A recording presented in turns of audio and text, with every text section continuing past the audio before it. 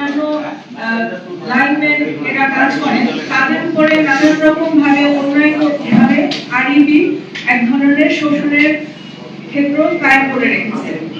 এরকম একটি জায়গা থেকে যখন তারা নিজেদের দাবি নিয়ে সামনে আসছিল এবং তারা তাদের দাবি জানাচ্ছিল, তখন তাদেরকে গ্রেফতার করা হয় এবং কাউকে কাউকে টার্মিনেট করা হয়। চাকরিচ্যুত এই কর্মচারীরা এখন ঘুরে বেড়াচ্ছেন, কেউ কেউ আত্মগোপনে আছেন এবং এর মধ্যে গত শুক্রবারে আমরা দেখেছি যে তারা জানিয়েছে, একটা বিজ্ঞপ্তি দিয়ে তারা জানিয়েছে যে তারা আর কোনো কর্মসূচি নেবে না। তারা যে কমিটি গঠন করা হয়েছে সেই কমিটির উপর আস্থা রাখছেন। এই কমিটি এই পল্লী বিদ্যুৎ সমিতি এবং আরইবির যে পুনর্গঠন তা নিয়ে কাজ করছেন, কিন্তু তা সত্ত্বেও শুক্রবারের পরে শনিবার দিনে আবার আরেকজনকে নতুন করে গ্রেফতার করা হয়েছে।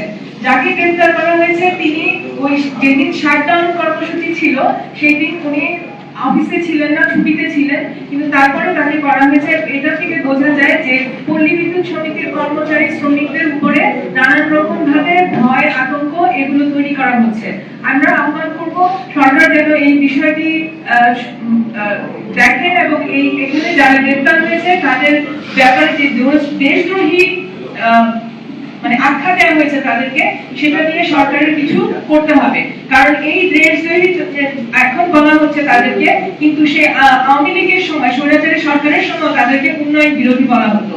কাজে এই যে আওয়ামী ট্যাগ দিয়ে এক একজন শ্রমিক এবং কর্মচারীকে বিভিন্ন সময় তাদের শোষণ, তাদের ভিতরের ক্ষোভ, অসন্তোষ এগুলোকে মানে অ্যাড্রেস না করে যেভাবে করে প্রত্যেকটি শাসনামলে এই কাজগুলো করে যাওয়া হচ্ছে সেটার বিরুদ্ধে সোচ্চার হতে হবে এবং সরকারকে করণীয় হচ্ছে এই গ্রেফতারকৃতদেরকে জামিন দেওয়া এবং তাদেরকে যেন তারা যেন সুবিচার পায় সেই ব্যবস্থা করা। ধন্যবাদ।